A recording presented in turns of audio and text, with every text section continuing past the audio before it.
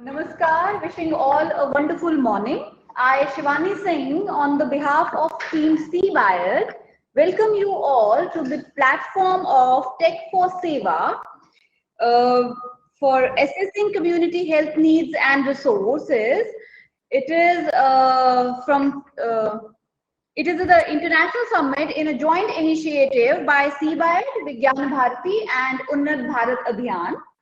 Now I request Dr. Sakshi for the formal welcome of our worthy guest. Dr. Sakshi. Namaskar, good morning, one and all. It is my great pleasure to heartily welcome our guest and audience to the first session of Day 4, being organized under the umbrella of Tech for Seva. This is an event jointly being hosted by Vigyan Bharati, Unnat Bharat Abhiyan and Center for Innovation and Biodesign, PGI Chandigarh.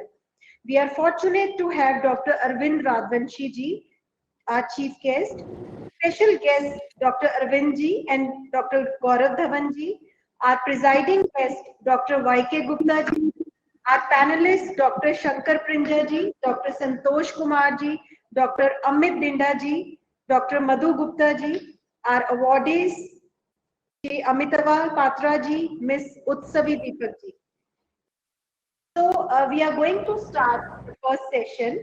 Rural communities and healthcare facilities have limited resources to address many health-related needs. Research and needs assessment can help determine whether and where and how resources may best be targeted, and program evaluation can indicate whether a particular intervention or approach works well.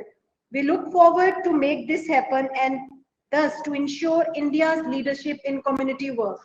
The speakers in this session are uniquely placed to discuss the same and to highlight the key initiatives, trends, and practices for the audience. I sincerely hope you all will enjoy this session. Thank you very much. Thank you, Dr. Sakshi. Now I would like to take an opportunity to introduce our chief guest for this session. So we have Dr. Arvind Rajvanshi ji with us. Sir is Executive Director and Chief Executive Officer at AIIMS, Raebareli. He is MBBS from the Indira Gandhi Medical College, Shimla, wherein MD Pathology from PGIMER, Chandigarh, and MRC Pathology from Royal College of Pathologists, London. He is head of the Department of Cytology and Gynecological Pathology, PGIMR, Chandigarh, from 2003 to 2020. He has been Dean Research and Dean Academics of PGIMER Chandigarh till March 2020. He is Professor in Charge, National Institute of Paramedical Sciences, PGIMER Chandigarh, 2007 to 2019. Sir, it would be an honor to hear a few kind words from you. Over to you, Dr. Arvind Radvanshi. Hello, good morning to all of you. It's my pleasure to be there during this session, which is mainly on resources of health services.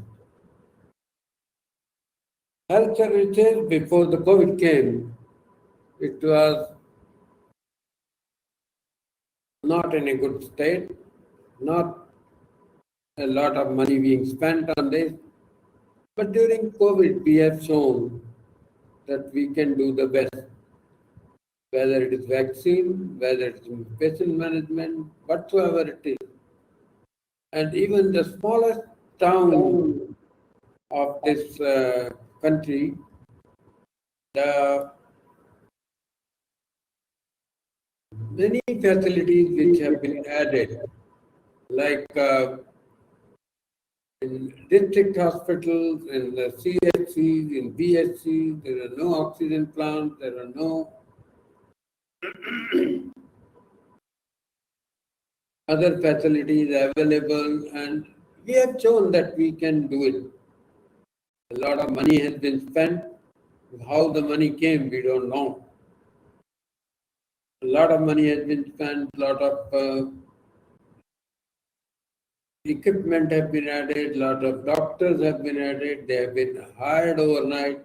As we see in, I live in a very peripheral and a remote area where in Raebareli, in UP, In CHC and PHC, decimal state, there is nothing, not even a good bed for the patient to lie down. But a good amount of money being spent by the UP government and the central government under various health schemes. And it led to the improvement in the services. Another thing, if you look at it, is the COVID vaccination. How the vaccine will come, we are doing it free of cost. And 100 crores people have been vaccinated. And the amount of money spent on this is staggering. And the way we have done it, you all know. And a good commendation goes to the people, especially in Northeast, Himachal Pradesh, Uttarakhand, or wherever the hilly terrain is, where the vaccine could not be supplied on vehicles. Our workers, especially ASHA workers, A&M, and nurses have taken it on their shoulders, crossed many rivulets, crossed many nadis, nalas, and have taken the vaccine to the remotest area. So this speaks in itself of what can we do to the health services. Only thing of this pandemic, which I would say is there is some improvement in the health service, and it shows that without health being in a good state or providing a good infrastructure, nothing can be achieved. So if we are healthy, our system is healthy, and we can provide a good health care, we can definitely do a human service. Thank you very much. All the best. Thank you so much, sir. Now, it is again a privilege to introduce our special guest. So, we have Dr. Arvind with us. Dr. Arvind is a Vice Chancellor at Punjabi University. He has been serving as a physics professor at the Indian Institute of Science Education and Research, Mohali, since 2010. He is a known theoretical quantum physicist working on science education, science communication, and developing science pedagogy in Punjab. He is credited with over 100 technical and non-technical publications, including true experimental reconstruction of quantum states and processes via convex optimization. Sir, can we hear a few words from you? Yeah, can you hear me? Yes, sir. Yeah. First of all, I'm very happy to be part of this program, and I thank the organizers for giving me this opportunity to be with you this morning.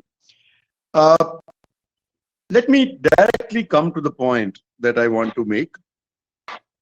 You see, the focus on public health has been kind of underestimated in our country in the past, I would say, 40 years or so.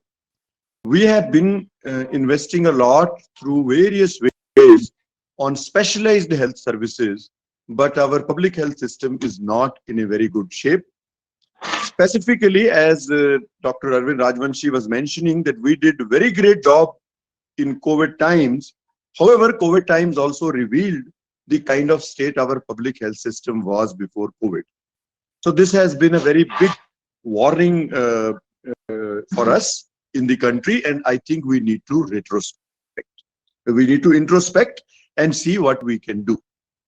Now, if we want to set up a public health system again, I mean, I want to go that far that we need to reset up, completely revamp and renovate our public health system, then technologies will play a very, very important role.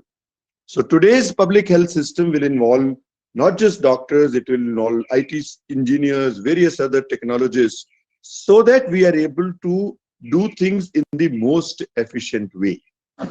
And this is a process in which I think today's this program which is happening will be extremely important. Whether it is diagnostics, or it is consultation, or it is a kind of data collection. Today, all that can be done by using modern technologies. And I think there is this an opportunity to use these technologies to set up this kind of a system. I mean, identification of disease propagating in certain areas, uh, data from people, patients, all that can be done in a way that we are able to make serious interventions into our health system. Uh, New technologies which are, see that there are two kind of medical technologies as I can imagine.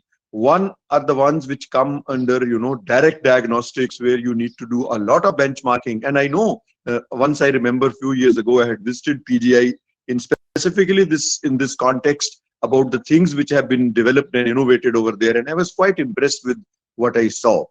What I'm saying is that the ones which are involved with treatment and hospitals and all that have to go through a lot of regulation.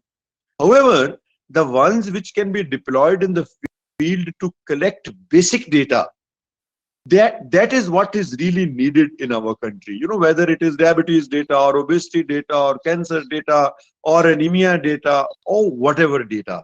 So I think we should move in that direction. Recently at Punjabi University also we have a few things related to health services that we are doing. I will not get into those details, but one specific thing I want to mention is communication with the patient. See, we inherited colonial system for healthcare, where a doctor is taught in English, writes in English, medicines are in English. So doctor does not speak the language of the patient. It's extremely important that the patient knows what is happening with him or her. So therefore, we are thinking of developing a system in which all English prescriptions are automatically translated into Punjabi and a bilingual prescription is produced.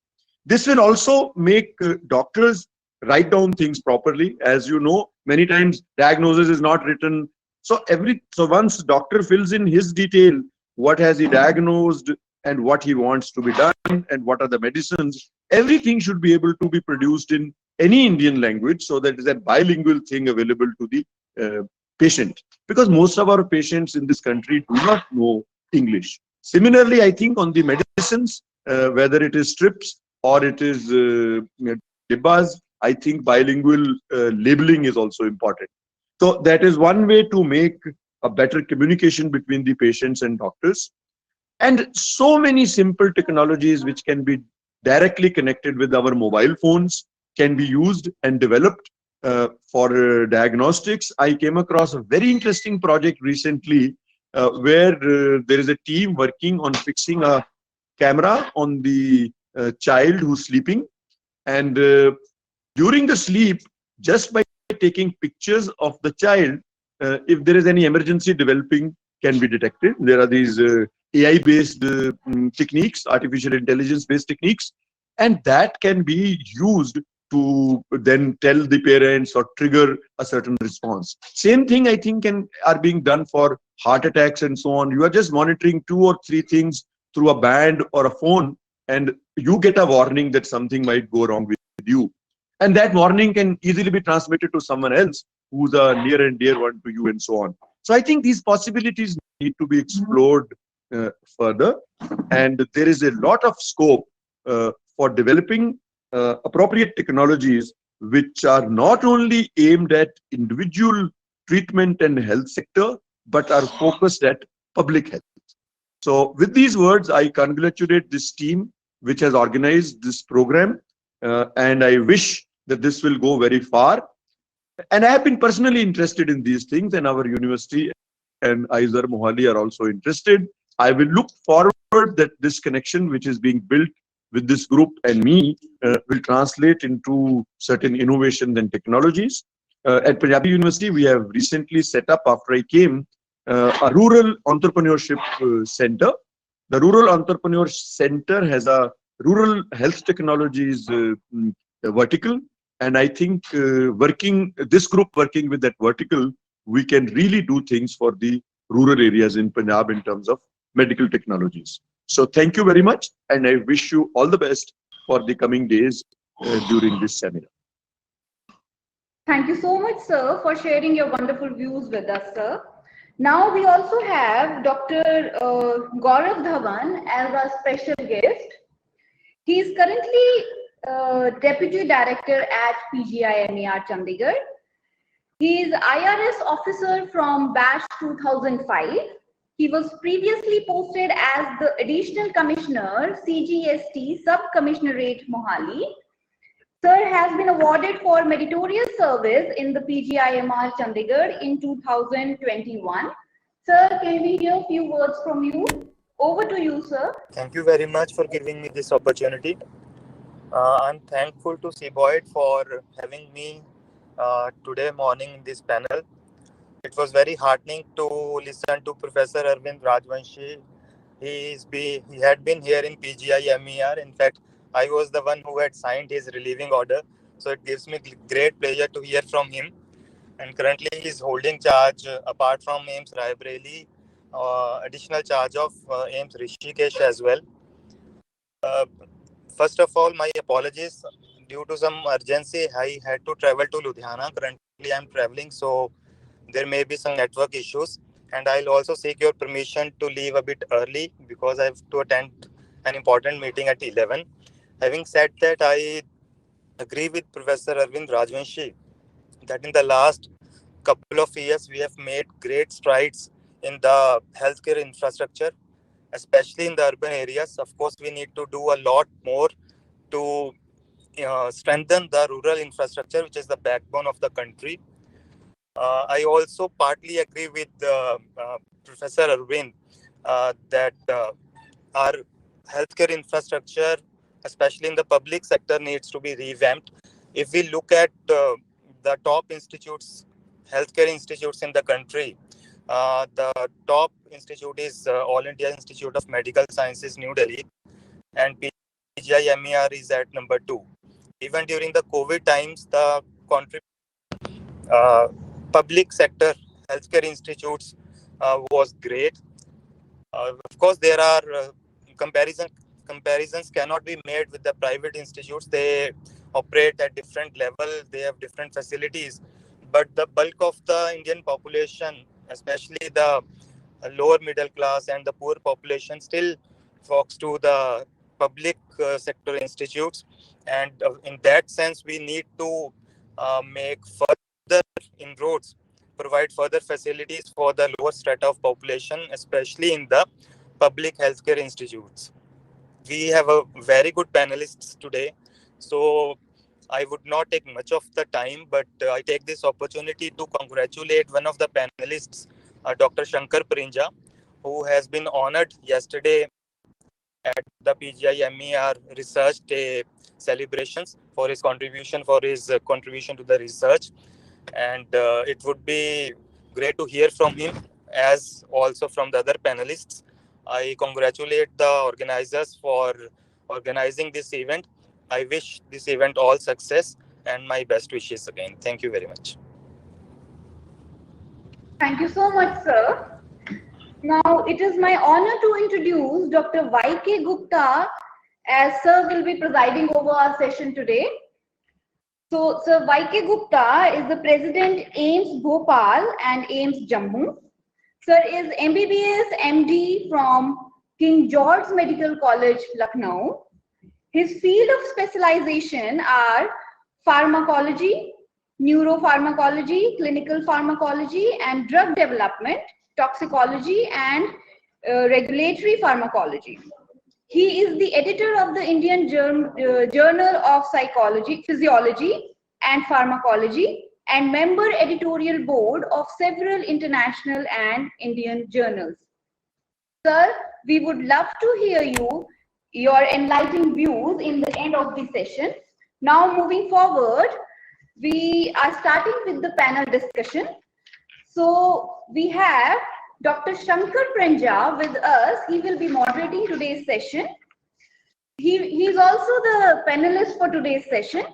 Dr. Shankar Prinja is the Additional Professor of Health Economics, Department of Community Medicine and School of Public Health, PGI-MER. He is MBBS from Gandhi Medical College, Bhopal, and MD from PT BD Sharma, PGIMS, Rohtak. His core research interests involve economic evaluation of healthcare interventions and programs, costing of healthcare services, and analyzing the impact of health financing policies in the context of universal health coverage. He is among the global list of top 20 researchers working in the field of universal health coverage. He has been awarded by the prestigious B.C. Srivastava Foundation Award for his research on universal health coverage by the Indian Council of Medical Research. We welcome you, sir. Our first panelist is Dr. Santosh Kumar. He is Associate Professor from the Department of Community and Family Medicine, AIIMS Rishikesh. He is MBBS, MD, FID, UK, PG, DFT, Counseling and Family Therapy. He is Deputy Medical Superintendent, Nodal Officer, and Sub-Dean of Social Outreach Programs in AIIMS Rishikesh. He is a renowned family physician practicing in community for last 10 years.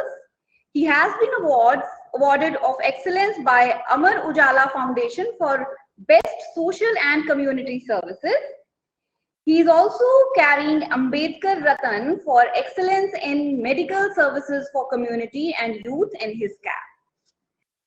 We have Dr. Amit Dhinda as a panelist. He is Professor, Department of Pathology, AIIMS, Delhi. He is Officer in charge of Division of Renal and Keen Interest in Experimental Pathology, Immunopathology, Tissue Engineering, Cancer Biology, and Nanomedicine. He is Founder Secretary of Indian Society of Nanomedicine, ex-President of Indian Society of Renal and Transplant Pathology, ex-Vice President of Society for Tissue Engineering and Regenerative Medicine, India, ex-Vice President, Electron Microscopy Society of India, Fellow Electron Microscopy Society of India. He is visiting professor in Albert Einstein Institute of Medical Sciences, New York, and University of New South Wales, Australia. We also have Dr. Madhu Gupta as a panelist with us. She is Professor of Community Medicine, Department of Community Medicine and School of Public Health, PGI-MER. She is MBBS and the MD from Himachal Pradesh University. She is PhD from Maastricht University, the Netherlands. Her research interests are maternal health, child health, vaccinology, inequalities in health, and infectious diseases. She is a life member of Indian Association of Preventive and Social Medicine, Indian Public Health Association, White Ribbon Alliance. She is having 18 years of experience in community medicine, worked extensively on 57 research projects. So I welcome all the panelists. Now I am handing over the session to Dr. Prinja. Thank you very much. It's been a great start to this session, hearing from three illustrious speakers, Professor Arvind Rajvanshi, Dr. Arvind, and Shri Gaurav Dhawanji. I think we've got three very important key takeaway messages from the three eminent speakers that we have had. One, importance of public sector. Second, importance of public health within the public sector. And then third is the use of appropriate technology, specifically for the delivery of primary health care. And this sets the context for our panel discussion, which is on assessing the community health needs as well as the resources. So the background to this entire discussion around having community needs assessment approach actually dates back to the mid-1990s, when the Government of India completely made a paradigm change in the way that they used to plan healthcare services, and they changed this approach from a kind of a top-down planning to a more bottom-up, decentralized, participatory planning approach, where the emphasis was on trying to have an assessment of the health needs from the community and plan healthcare services accordingly, so that the services that we deliver are appropriate according to what are needed by the population at large, and are also able to meet the needs of the ones who are the most vulnerable and the most marginalized. So that's the background, and we have a great panel today of three of my colleagues who are going to be part of this panel. So I'm going to first pose the question to Dr. Santosh Kumar, who is an associate professor in AIIMS Rishikesh. My question to you would be that you've been working quite a lot in the setting of rural primary healthcare settings. What do you think has been, we'd like to learn from the insights of your experience in terms of how you've been assessing the community health needs? And then what have been the challenges and opportunities that you've seen as part of your working with the rural population? Over to you, Dr. Santosh. Well, respected, am I audible? Okay. Respected and distinguished dignitaries and ladies and gentlemen, thank you very much, first of all, having invited me in this show. When we are talking about the public health and primary care in a nutshell, so what are the challenges that comes in front of us? That's what approach we are making to transact the community.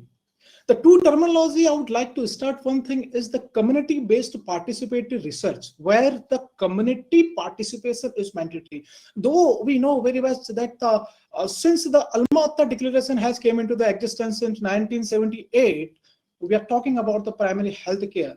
But primary health care has been misunderstood and not taken care as it should be. So right now, what we are talking about, what practices we should do right now, that the community-based participatory research, where we should talk about the community action plan, action research, and participatory research. And second part is the integrated knowledge translations. Because we know that for last many of decades, we are keep informing people regarding that, okay, iron deficiency or anemia, the causes of anemia is because of this, because of taking a poor food or not concentrating that the nutritive food. But how long it has been practiced? Now, today is the time when we need to translate the knowledge from knowledge to do practice. So if we want a real transformation in the primary care or public health, what we need, we have to participate, we have to allow or encourage participation of the community members. It is then we'll able to come to the transformation of the knowledge. So what challenges, I think this is one of the community-based participatory, or this is the requirement or need of the time when we need to participate community for the primary care. If you're talking about the challenges, as you have asked me, I have worked in a rural area of Uttarakhand with an integrated community health service model. The basic concept of that model is to strengthen the healthcare functionaries, because it is well prevalent, and we have keep talking that doctors are scared. So the first question came into my mind, since we fulfill the relative deficiency of doctors in the India, so do we have the scare primary care? क्या तब तक हमें primary care के बारे में नहीं सोचना चाहिए? Then the concept came into my mind, okay, if we have to create awareness, if we have to provide the knowledge, the people are having knowledge, everyone is knowing that the smoking is the biggest cause of cancer, alcohol damages the liver, everyone is knowing, but why they are not following? Where is the gap? That is the biggest challenge, ladies and gentlemen, today. So what we have to do, that we have to integrate people together, and we have to sensitize them to bring the knowledge into the action form. We have initiated an integrated community health service model where we have recruited some health functionaries, we have trained them and implemented this intervention in the community where the health facility were very rare and where health is not accessed. And you'll be very surprised when we have gone and when we have seen the initial indicators, baseline data. You won't believe, though it is not very much influenced by the Western culture, still the non-communicable diseases were little bit touching to the national parameters. It is because of the ignorance. And when we have started giving the interventions, intervention means follow-up, what is the need of the people who are there? Are we addressing their cultural way of doing the things? Are we addressing their perceptions? Are we addressing their, what is the main priorities? Why they should listen us? And we have addressed. And after 1 year, what we have seen that all the diseases, what we have found at the earlier stages, by alone the health intervention by the trained health functionaries was statistically reduced. But we have got challenges. The challenges were that, because the primary health care, as earlier said also, the primary health care has been neglected. We are talking about the public health regularly, but until we incorporate primary care into the public health, we cannot much discuss about the public health. So it has been neglected, saying the people directions towards the public health or primary care is something different. So public health is a gradual process. It will take some time. So when we have went to the community, the people having a different priority, different culture, different set of mind, a different belief system, because we have never addressed that. So when we'll go to the community to address the public health, to address the primary care, definitely we are going to have a first challenge, then community is not going to listen us. We have to be a patience, and gradually if we start with a decentralized approach, a day, it is my experience, the day the community will start following you, and they will follow you more than the advice being given by a tertiary care. So that is a sort of experience I have shared, sir, and we'll listen to the next panelist also. Thank you. Sorry, thanks, Dr. Santosh. I think I had just a related question that you did mention, and you said that there are public perceptions that sometimes may be very different from what could be a kind of so basically a felt need from the community may actually be quite different from what a person who is delivering care may feel about what is required. So for example, a public health professional may feel that, I need to increase the coverage of immunization, or I need to increase the institutional deliveries. But maybe the public perceives healthcare needs as something very different. So how do you reconcile at some point of time? Because you did mention that over a period of time it will happen when you raise awareness and all those things. But are there any kind of short-term, immediate kind of actions that could be undertaken as well? Sir, you have really, this is very good question actually. This is what we call the public health psychology we need to understand for that concern. If somebody is hungry, or if somebody is very much tempted towards to making a Ayushman Bharat card, because that is the benefit that community want. So I think definitely the patient will listen. If directly will go, if you're talking about that we have came through the public health department and we want you should be immunized, that he will be least bothered about that. We have to first assess his need. The need of that person is to prepare the Ayushman Bharat card or Ration card for what he is going to be directly benefited. This is scientific. This is scientific. If somebody will ask me, then my first question will be my need. What is my need? If you'll address my need, then definitely I'll listen to you. Otherwise, this is just, that's why I have used the public health psychology, what I'm using in my practice in the community. So when you will address that need, okay, we are able to link him to that from where he is directly going to be benefited. Then we come to our own agenda, and not by assessing the need. Now we have to, that there is a connected link. We have to sensitize him to what is the importance of that, the immunizations in their life, how the immunization going to protect them, and how the immunization is going to benefit them in terms of economy, in terms of poverty, in terms of culture, in terms of social upgradation. So definitely he will listen. Thank you so much, Dr. Santosh. I think that was a wonderful explanation. So basically, we need to first address the needs that the community feel, and that will build confidence in delivering the services that we may feel are more important and more relevant for their health. Absolutely, we take that argument. And I think that takes us to the next stage, and I would now turn to Professor Madhu Gupta. So when you are assessing community health needs, you're talking about the health needs of a large section of the population. But at some point, we may need to also prioritize the health needs of those who are the most vulnerable, the ones who are the most marginalized, and the ones who have the least voice to raise or to express their needs. So what it leads us to is that we have to also make sure that we are cognizant of the challenges of inequalities in health that prevail across the community.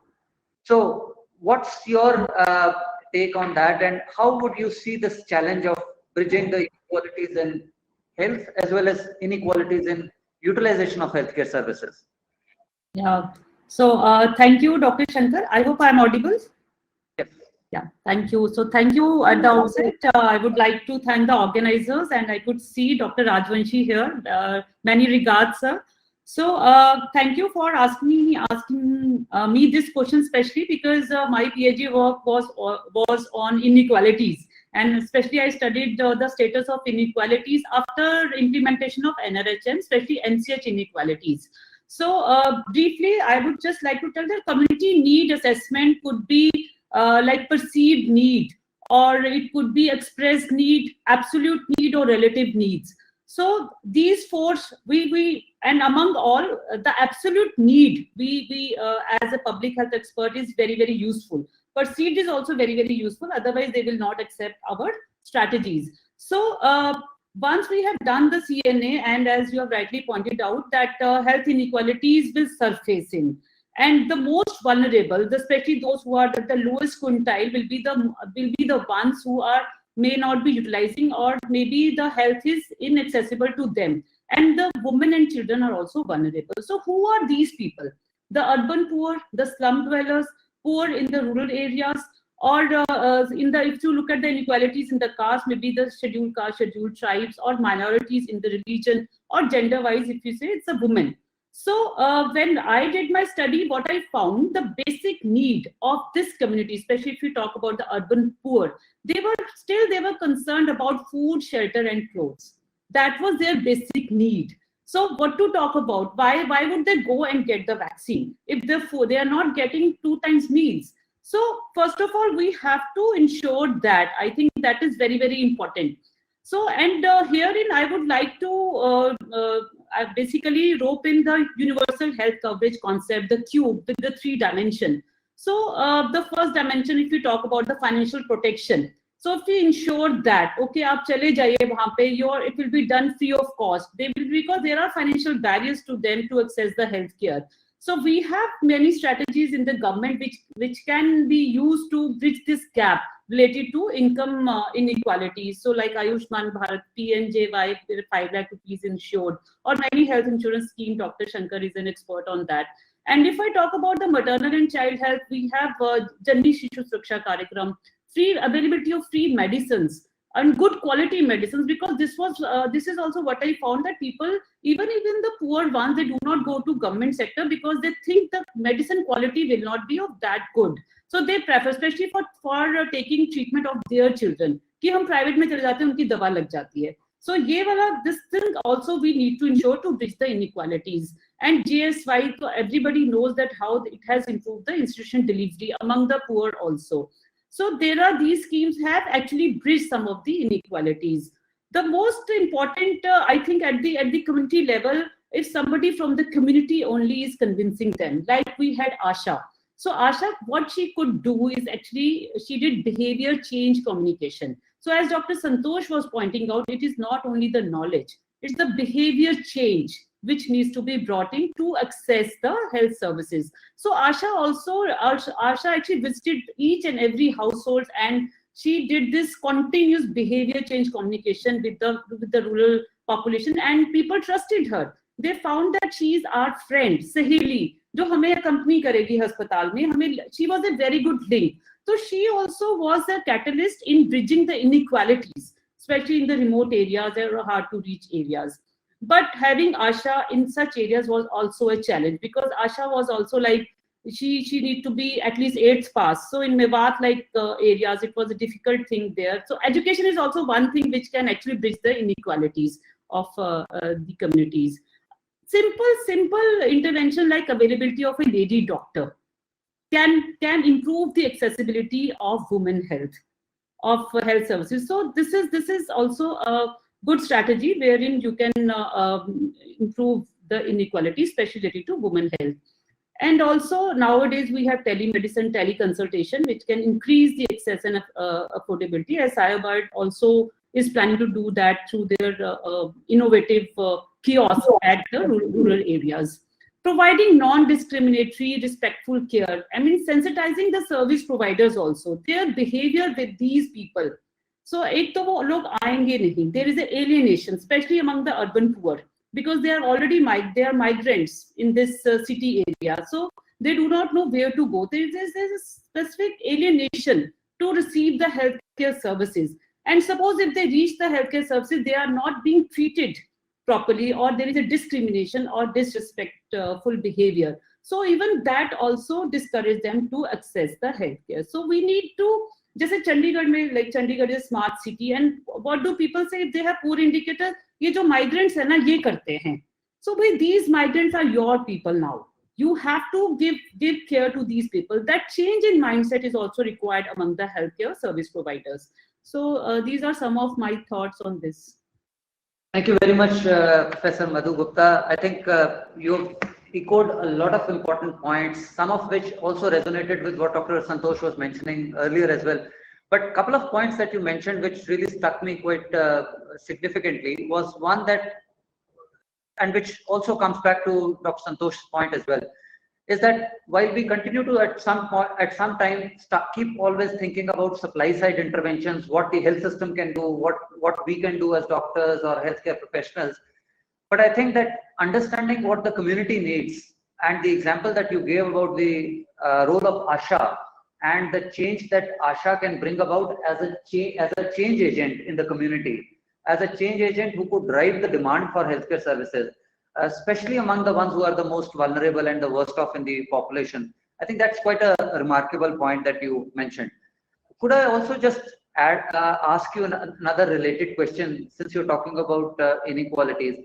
And you did mention a lot in your talk as well, related to education, related to other things. Could you also expand on the role that the action on social determinants could play in alleviating the problem of inequalities in healthcare? So definitely, Dr. Shankar, what we have found, like there are a lot of evidence, especially because maternal and child health is my area. How there are some of the countries who could achieve their MDGs. So they just did not focus only on the health sectors. There were education sector, labor sector, and other like social welfare sectors. They work together. So I think health in all policy is very, very important here. So when we are talking about education sector, so even the road connectivity, the determinant like road connectivity has improved or bridged the inequalities. Education is very, very extremely important, is especially women's education, which could improve the maternal and child health. So social determinants of health are definitely very, very important to bridge these inequalities, because if the society will be uplifted, there are better income opportunities, better job opportunities, and that comes with the education. So the society itself, the socioeconomic conditions will improve on their own, and because these are the major confounders, as you know, in improving the health. So if you also simultaneously work here on these determinants, definitely the inequalities will likely to be bridged. Definitely. And also water and sanitation, not to forget that. Accessibility to safe water and sanitation. Thanks, Dr. Madhu. And I think that also brings us to a conclusion that health sector alone, or we continue to think that we as doctors, professionals, etc., would be the ones who are the most important to improve the health of the population. But in fact, it is a kind of a multi-sectoral approach that we need to undertake if we have to impact on the health of the population. So and this multi-sectoral approach actually includes involvement of, let's say, the Department of Women and Child, the Food and Nutrition, the Revenue Department, which engages with a lot of fiscal interventions. So we were discussing the other day about behavioral economics and the role that taxation subsidies could play in trying to drive the people's behavior towards more healthier practices. So I think those are quite useful points. So I'll now move on and I'll shift to another gear, and I'll bring in now, so what we have been thinking and discussing so far is just one part of the story, which is around community health needs. But then the community health needs have to be also related to healthcare resources that we have. And we always know that healthcare resources are scarce. Healthcare resources are not infinite. We have scarce resources, and within those resources, we eventually end up planning our healthcare services. So moving forward to Professor Dinda, who's working in AIIMS in the Department of Pathology. Sir, I'm sure that you have a lot of patient rush. You have queues of patients lining up outside your clinics. And you have limited doctors, limited resources, so you have to provide services. So my one question would be that how do you prioritize in your daily clinical, duties? How do you prioritize between the delivery of care to a range of people who are coming in? And where do you see the role of health technology assessment in this entire gamut to ensure that outcomes for healthcare delivery are efficient and equitable? Yeah, thank you, Dr. Shankar. I think hope I'm audible. I think at the outset, I would like to thank the organizer for giving me the opportunity to participate in this panel discussion. See, one issue is very, very clear that whatever we talk about, any intervention related to health, in a resource scare situation, we have to take the advantage of these better technology, and as well as also the which is a more cost effective and easily applicable in different setup.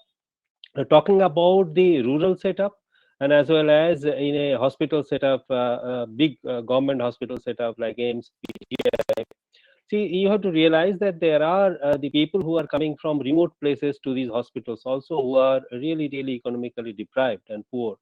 So there are a lot of these modern medical interventions which are sometimes very difficult for them to really I think purchase or get treated or like that kind of situation. So we heavily dependent on the subsidized subsidy of the government and other resources. But coming down to the periphery in the rural situation, if you look into that, then there are several of these medical conditions which can be prevented as well as treated very early, provided that they can be diagnosed and as well as brought to under medical attention. Now, again, going back to little more ahead, already I think my earlier panelists have mentioned that the health, affecting health is a basically is a multidimensional issue. Say, for example, if there is the sanitation in bad, there are a lot of increase in these the infectious disease, the gastrointestinal infections and all. And on the other hand, if the pollution level is high and our environmental ecosystem is being degraded or contaminated, then there are a lot of the disease developed related to certain toxicities, pesticide toxicities.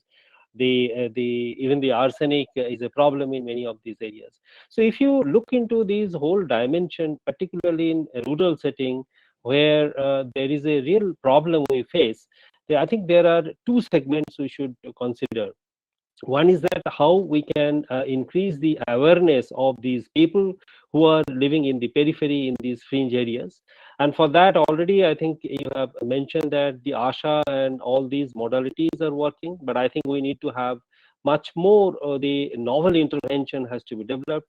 You can employ the volunteers in this community, but then how to make them aware so that they can spread this awareness to these people so that they can improve their practices. Say, for example, in case of the safe drinking water, we need to have not only safe from the microorganism contamination, but also to be safe from the contamination of the pesticides, arsenics, and all other toxic metals kind of situation. So there, the dimension is very different. And we are talking about, because I am also involved in the grassroots the innovation in India through National Innovation Foundation. What I have seen that many of these rural areas, there are nice or fantastic innovations by the people who are not very literate or educated, but their innovation has come particularly because of the need in their day-to-day life. Now there is a huge need for people like us who are the scientifically much more knowledgeable to now reach to those people who have already, there are very few basic innovations, and empower those innovations. Then in uplift it into in a technology development which is sustainable, which can be used as a sustainable intervention in these rural areas. So I have a feeling that, so there are a two-way traffic. One-way traffic of innovation should come at the grassroots level, at the community level, or the people who are not very educated or literate, and then help them to better those kind of technology and innovation, which can be easily applicable and easily sustainable that environment. Other side is people like us in PGI, AIIMS, Indian Institute of Science, so many IITs, lot of great innovations are coming up.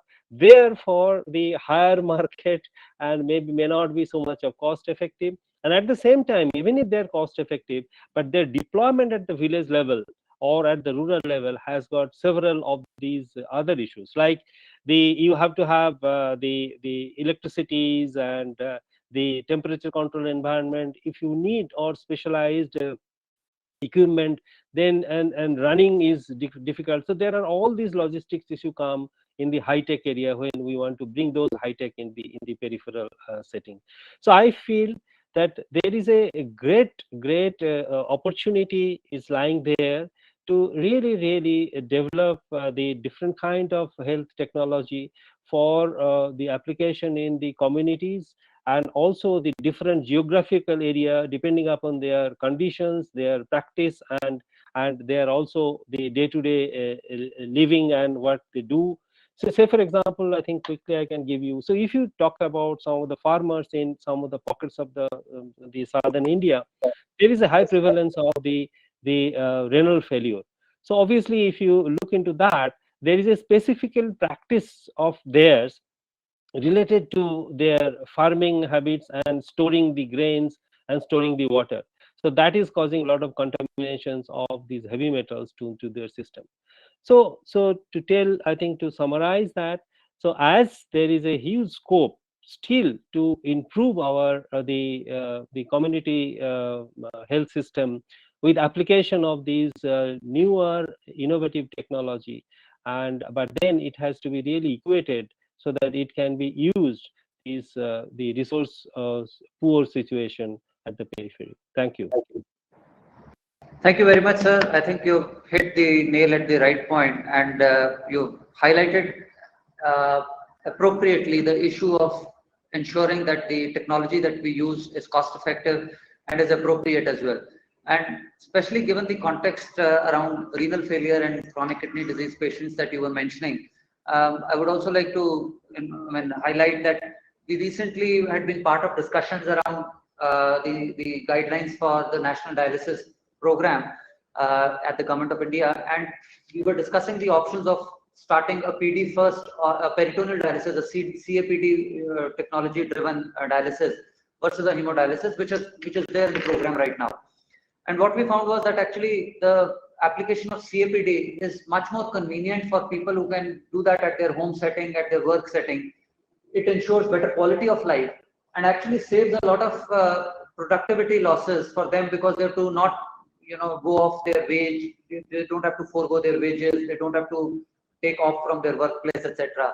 And that was shown to be much more cost effective, and appropriately the government is taking cognizance of this issue. So taking this cue forward, which Dr. Dinda has mentioned, and I would like to now come back to the two previous panelists again, Dr. Santosh and Dr. Madhu, in that order. And I'd like to pose this question, since the conference is focused much more on use of technology and tech for seva. What would you feel is the role of technology in assessing community health needs? Is what I'm going to ask to Dr. Santosh. And followed by that, Dr. Madhu, if you can illustrate on, you mentioned in your conversation earlier about some use of telemedicine to improve the health of the marginalized population and reach the vulnerable, and the example that CBIOD has set. If you could illustrate that a little bit more. So first Dr. Santosh and then Dr. Madhu. Well, thank you very much, sir. So it is usually discussed that what we have achieved after COVID-19 pandemic. So there is an extensive use and utilization of the telemedicine services. So many of the services which exist in the telemedicine in the primary care also we are not well aware about that before the COVID-19 pandemic. But if we are talking exclusively about the primary care and how we connect to the primary care, though this part many times it has been discussed that it has not achieved that the way it should be, the primary care should be in the community. In that aspect, in that term we are talking, if you talk, so the telemedicine is, we can connect to people, we can create awareness through the telemedicine, what we have done also in the AIIMS Rishikesh. But finally, if we have to strengthen the primary care and public health, there is no way we have to jump to the community. That's the final thing, what I feel. But in an unprecedented event like the COVID-19 pandemic, recently we have launched a project UDAN, that is the outreach telehealth consultation model with IIT Roorkee. So why this point has came into my mind? While dealing with the acute and panic phase of COVID-19 pandemic in March, April, May and June, near about in 2021. So when we are not having a bed in the hospital, everyone is calling us and the entire emergency bed were full. The people, the first time we have seen that the people are really crying to listen the voice of doctors. In fact, the doctors were not available. The voice of the doctors was not available. So what I have done, in fact, my outreach team has done with the Unnat Bharat team, what we have done, we have started distributing a link to the people. Just you take this link and come to your mobile phone and we are addressing your issues. You know, we have addressed more than 8 lakh people in the country and there was nothing, their concern, their issues, their problems were unaddressed. Because if anybody is having any respiratory difficulty, then the person is rushing towards the oxygen cylinder, irrespective of knowing the cause, is it required or not required. So what is needed? Again, the primary care. Why the primary care is important? That's why I frequently say the COVID-19 pandemic has witnessed us and it has taught us the role of primary care, how the primary care is very important for us. But I come to the point against the telemedicine. Of course, the telemedicine has its own role. What we have done, if I have addressed the more than 8 lakh people in entire country by taking the help of this link, it was also a good role of telemedicine in the primary care. I have not given much medicines, but I have addressed their concerns, their queries, their proper educated referral. Is it required them or not? And I found it was very relaxing for the people. What outreach telehealth consultation model right now? So that what I was saying, that the question came into my mind. Okay, the people who can access the internet services, who can really come to us and who have an alternative source of getting information either from the YouTube or by this way. That I got a call from the villages adopted under the Unnat Bharat Abhiyan from the hilly area कि doctor साहब आपको पता है यहाँ हर एक घर में alternate आदमी मर रहा है बट कोई यहाँ पता करने वाला नहीं है. Then I got the point कि yeah, what I've told them कि okay, I am conducting a sort of program with the telehealth communications, could you please a part of that? उन्होंने कहा कि ठीक है वो तो हम कर लेंगे लेकिन इंटरनेट ही नहीं है. So that point came into my mind. I knocked the door of, it was the time of 7 a.m. at morning. I have knocked the door of IIT Roorkee, Professor Ashish Pandey. Sir, please do something.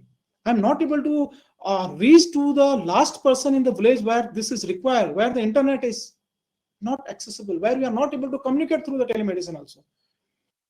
Then that model, thanks to IIT Roorkee, they have prepared a model where today there is no internet is required. In the last corner of the Uttarakhand village, they can call us and we can type here their diagnosis, we can prescribe them and automatically message will send to their mobile as a text message. There is no internet is required. Of course, there is a role of telemedicine and teleconsultation in the primary care, and we have lots of studies also. In fact, we have evidences that diabetes can be controlled. Diabetes can be managed or monitored or through the telemedicine help. But to strengthen the primary care, to strengthen the public health, we have to physically go to the community even after the COVID-19 pandemics or anytime. Sure. Thanks, Dr. Santosh. I think wonderful points. I think two main points that you highlight is the lack of health professionals, adequate health professionals, which leads us to the option of exploring how technology can help reach to the most vulnerable.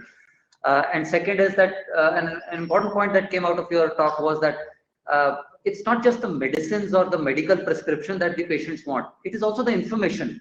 And sometimes even to deliver the information, technology could be a game changer. And that's what you've tried to illustrate. I know we're running short of time, but last comments by Dr. Madhu, if you can also highlight from your experience and the example, Sure. the best practice that CBio has. So I just want to highlight here our experience with here telemedicine and teleconsultation. Telemedicine has a lot of legal issues also, like which medicine you can prescribe, which you cannot. But teleconsultation is definitely better. In our experience, we worked with UNFPA and provided teleconsultation services to the women in Bihar, Gujarat, and Rajasthan for family planning services. See, already our population is at the boom. So during COVID-19 pandemic, there was a lot of accessibility issue with the family planning services. So what we found that many women now, we just told them, okay, this is available. And for the ANMs and ASHAs, like contraceptive methods are available, you can get it for 6 months. Earlier, the ANM only used to give like Mala and Mala D only for 1 month. Then we told them, nahi, aap jaake leke aaiye, ye services available hain. So उनको लगा कि ये बंद है तो ये भी मतलब हमें family planning services also will not be accessible. So and it's even simple step like now are my deliveries due, where to go, which hospital to contact. So these things also through teleconsultation we have dealt with, and approximately about 1,000 women had contacted us and we had provided these services. So teleconsultation also, like as you have already mentioned, giving information was also very, very important. And this should be continued in addition to the routine services. So there is no escape. Like we have to strengthen our effective public health system. There is no escape to that. There should be in-person contact. That is very, very important. But definitely the quality of services can be enhanced by use of technology, and accessibility can be improved like CBio has already done.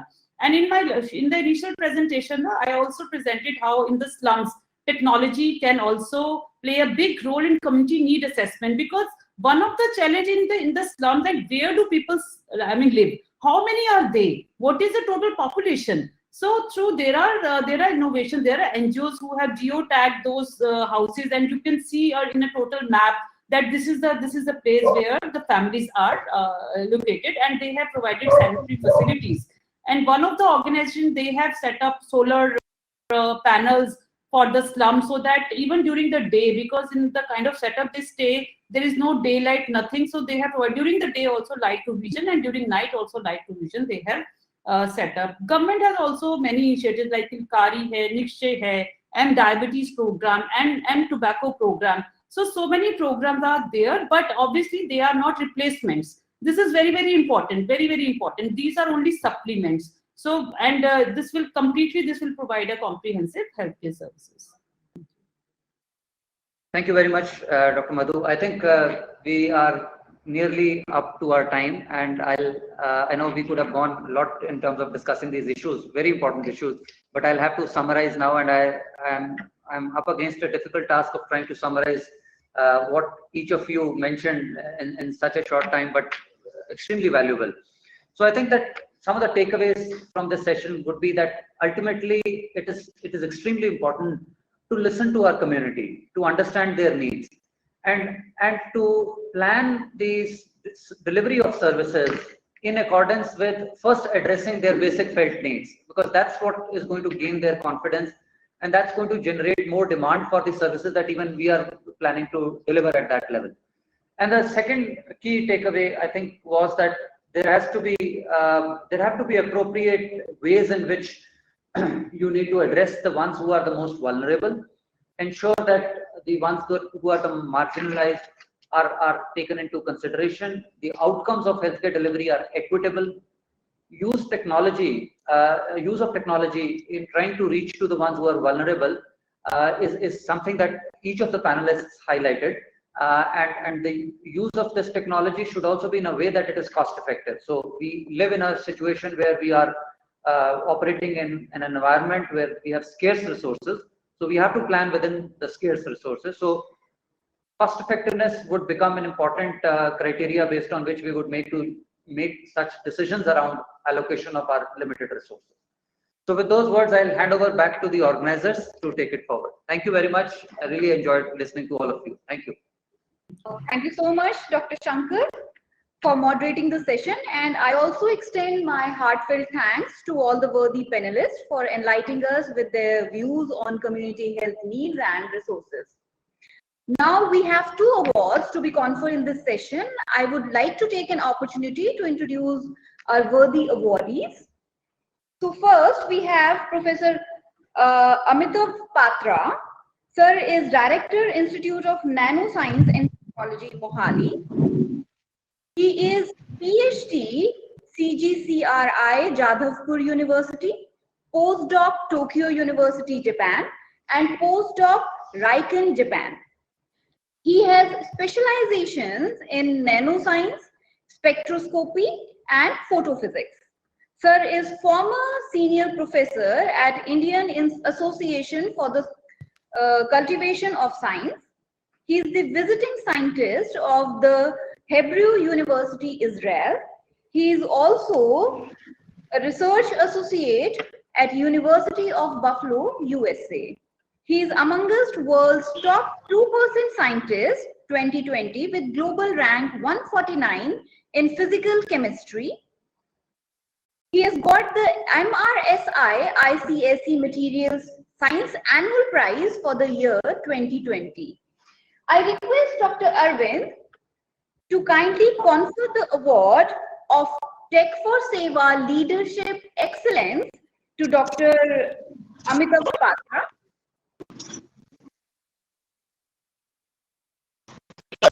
I'm very happy that Dr. Patra is chosen for this award. I'm very happy to confer the award on him.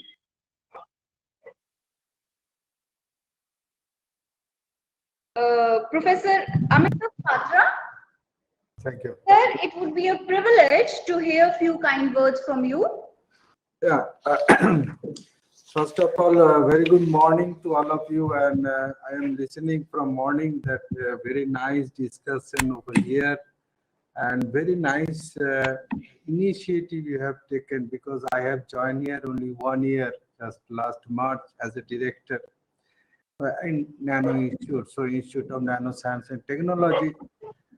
Though I am not in this field on medical background, but what I have noticed that important issues that I have heard from, especially from Santosh Kumar and Dinda, Professor Dinda and others dignitaries, that you are talking about the public health. The problem is that what I can tell you that the awareness is very important, because we have a huge gap between the public and doctors or other community. There is a gap because they cannot, because you don't have any channel in TV channel for awareness on medical system.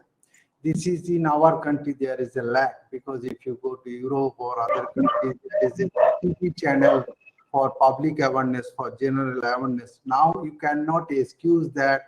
You cannot give that kind of knowledge. You cannot transfer this knowledge to the village people, because every village student have a mobile phone because they are doing online classes. So there is no excuses on it. The other thing that I'm very much pertaining to that part from our institute point of view, that we must develop and implement some concrete plan for changing the trajectory of our things, because that is very important. Otherwise, every time we'll do meeting, we'll make some plan, but it is very difficult to implement. But from INST, I can tell you, after joining here, we have taken some initiative, and recently, in fact, day before yesterday, I received a fund from DST on NanoBio Incubation Center. And that is our couple of faculties already have collaboration with PGI. I never been there, but I'm getting looking for opportunity to visit your place for sign a MOU with INST. We are taking couple of initiatives from our institute that is nanotherapeutic, that is development. We have already couple of things we have developed, that is nano formulation for tuberculosis. That nano diagnostic system by using different technique, by SARS method, or this is very high sensitive and less time taken process, and nano coated fabric for nano antibacterial activity, that is for Cathay or something like this.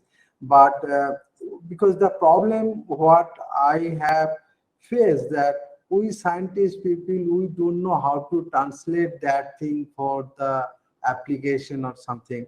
But in Punjab, what I have noticed, I have visited couple of incubation center, and I have noticed that people are very aggressive to do something, to translate their research to the technology, and that is very energetic, and I'm very encouraged about this. And for this, I need to sign some MOU with PGI, or I don't know which is the organization, so that they can train us that this is the technology I need, this is the technology available, so that we can also some contribution, we can do some contribute to our society through the medical setup. I am working also water and pollution in our issue. So the most important thing is that impact of research, innovation and engagement, and also teaching for outreach program should be very important for this kind of program that you have taken care and initiative. I must congratulate all of you and all the panelists that I have heard. That is, they are very serious, not just come here, give a talk on something. They have their right point to discuss, and I'll be glad, being a director of INST is a small issue, but I'll be glad if you can contribute something in your organization or something from based on our nano research. Thank you very much, and thanks again for choosing me for this award, leadership award. Thank you very much again, and look forward to seeing you very soon. Thank you very much. Thank you so much, sir. Now we have our next award, that is Aarogyasee Innovation and Enterprise Leadership Award. And this is for Ms. Utsavi Deepak. She is Head Corporate Social Responsibility, Emirates. She is a Master's in Business Administration, HR and Finance from Vanasthali Vidyapeeth, with 7 years of diversified experience in human resources, sustainability, and corporate social responsibility. She is leading CSR actions as CSR manager at HTS, Calderay's Southwest Asia, reporting to Chairman Emirates India and Vice President HTS SWA. Emirates and Calderay's are France and Belgium-based multinational conglomerates having interest in industrial minerals exploration, mining, processing, and value addition, serving diversified industries around 5 continents. She has brought India on the global map by enabling success in Emirates SG Challenge Awards in 2018, 19, and 2020 under several categories. She learned and contributed to Tata Steel and Reserve Bank of India through her internship projects. So I request Sir Arvind Sir to kindly confer this award to Ms. Utsavi Deepak. Yeah, I'm very happy to confer this award to Ms. Urvashi Deepak, and I wish her a long journey ahead in the kind of initiative that she has taken. Thank you so much, sir. Now we would like to call Ms. Utsavi Deepak. Ma'am, can we have few kind words from you? Thank you, team, for recognizing the efforts of Emirates. Emirates, the French multinational company that I'm representing, is a world leader in the mineral-based industry. Our CSR program is called Sustainability, that has 6 pillars, the very first being health and safety, which is at the heart of everything that we do at Emirates. It is part of who we are, how we behave, and the choices that we make every day. We have come a long way on our journey to world-class health and safety, but we are committed to doing more. We are building a stronger health and safety culture for the whole business and extending the same approach to our communities as well. We are empowering our people to be positive, to take responsibility for their choices, to look out for each other, and to always place health and safety above all else.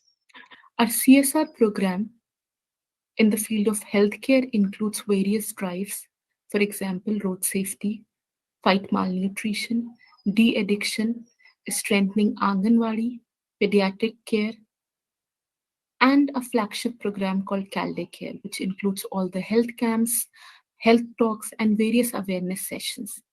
During this unprecedented time, IMRIS stood in solidarity with its community and extended support in the form of various donations, be it grocery kits in the nearby communities, cooked food for migrant laborers, strengthening local hospitals through medical supplies like oxygen concentrators, BiPAP machine, ventilators, ambulances. This also includes the support in setting up oxygen plant. We also supported various NGOs in scaling up their relief work. One of the immediate action also included the revamping of a local dispensary as the first line of defense in Katni, which later was used to facilitate vaccination for over 15,000 local community members. Our systematic approach to community engagement is founded on mutual trust and respect, constructive partnership, and long-term commitment to create shared value, informed by a detailed understanding of local needs and sensitivities. We always focus on strengthening local infrastructure and sustainability-driven innovation, be it process or technology. One such technology for rural-urban communities include our high-performance gravity-based water filter called ImmaPure. And I'll request everybody to have a look at our stall to know more about this product. Thank you again for the recognition, and I'm honored to be representing my company for this opportunity. Stay safe. Thank you so much, ma'am. Now I request Dr. Kalyani to extend the formal vote of thanks. Thank you. Rightly said, let's synchronize technology with nature rather than conquering it. Health is the greatest gift, contentment the greatest wealth, and when synchronized with nature, the best relationship. I, on behalf of Team Tech for Seva, Vigyan Bharati, Unnat Bharat Abhiyan, and Center for Innovation and Biodesign are honored to have such august and eminent dignitaries with us. I would like to thank our esteemed chief guest, Dr. Arvind Rajvanshi, sir, Executive Director and CEO, AIIMS Raebareli, for sparing his valuable time from his busy schedule and gracing the occasion. Our special guests, Dr. Arvind sir, Vice Chancellor, Punjabi University, and Shri Gaurav Dhawan, Deputy Director Administration, PGIMER, for such comprehensive talks. I'm sure our participants must have benefited immensely. Esteemed gratitude to our panelists, Dr. Shankar Prija, Additional Professor, Community Medicine and School of Public Health, PGIMER, Dr. Santosh Kumar, Associate Professor, Department of Community and Family Medicine, AIIMS Rishikesh, Dr. Amit Inda, Professor, Department of Pathology, AIIMS Delhi, and Dr. Madhu Gupta, Professor, Department of Community Medicine, PGIMER, for their valuable information on how important it is to assess and address health needs, explore possibilities, and tap resources accordingly. Let's integrate people and sensitize them and bring about behavioral changes. Health workers, para-health workers, communication and technology must all work together for holistic development. We are grateful to you for your insights. Congratulations once again to our awardees, Professor Amitava Patra and Utsari Deepak ma'am. No event is complete had it not been for our enthusiastic participants. Thank you all for your willingness and involvement in this virtual international summit. Last but not the least, heartfelt appreciation to our ever so active, proactive team and organizing members for systematic execution of the event. You are all requested to join us again at 12 noon for the next session. Thank you.